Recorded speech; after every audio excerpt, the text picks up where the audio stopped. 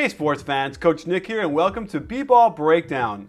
Don't forget to follow us on Twitter because it's an incredible conversation there every day on the NBA.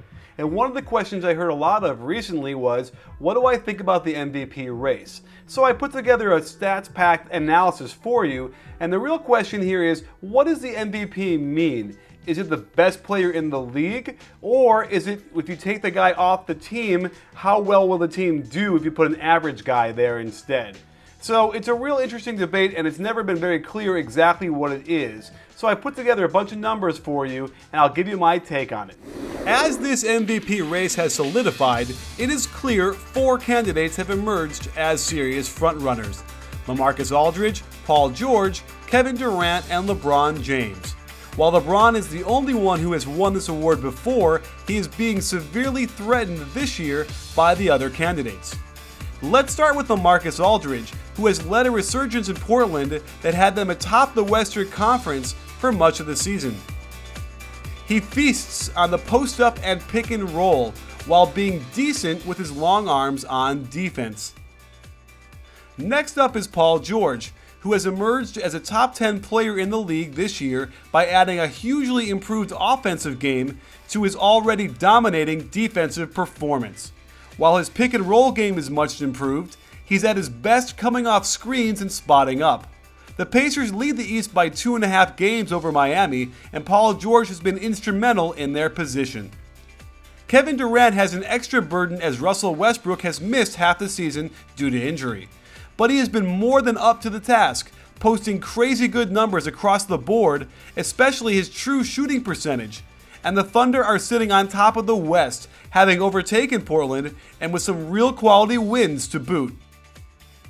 And then there's LeBron James, who could suffer from MVP voter fatigue. He's already won it 4 times, and let's face it, he's having another incredible year, but it's also clear the Heat as a team have coasted a bit, opening the door for a new batch of rivals. So let's look at the deep stats and compare how these players match up. You can see that Synergy's overall ratings have Kevin Durant slightly ahead of LeBron James, and Kevin Durant leads in usage rate. While LeBron has a slightly higher true shooting percentage, since Durant's usage rate is so high, his true shooting percentage numbers are that much more impressive. And the last category is wins produced, developed by the elves over at boxscoregeeks.com, and refers to how many wins they produced based on all their box score numbers. Looking at their other pace-adjusted deep stats, we see that Aldridge has the highest offensive rating, but it's George who is way out in front with his defensive rating, and as a result impresses me with his net rating, one of only 5 players in the league with a double-digit positive net rating.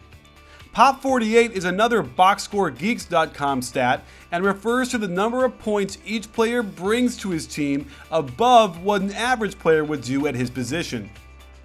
And finally, my favorite category is nerd, something the folks at numberfire.com had developed, and refers to an estimate of how many games above or below 500 a league average team would win with that player as one of their starters.